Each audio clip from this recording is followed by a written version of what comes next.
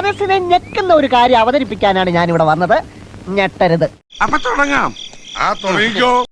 நீ பாருங்க நான் இந்த டான்ஸ் ஆடி காட்டுறேன். தெரியாது ஆனா ஆடுவேன். മേലിൽ ഇമാതിരി ഡ്രസ് ഇട്ടുകൊണ്ട് വന്ന് മറ്റുള്ളവരുടെ സേഫ്റ്റി വാൽവ് തകർക്കരുത്.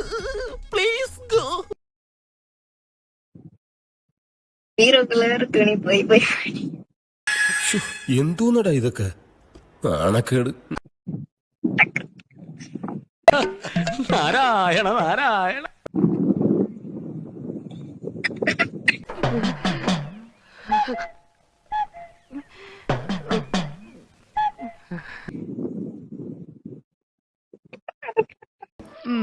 അപ്പൊ പ്രതീക്ഷയ്ക്ക് വകയുണ്ട്. ഇപ്പൊ വീണ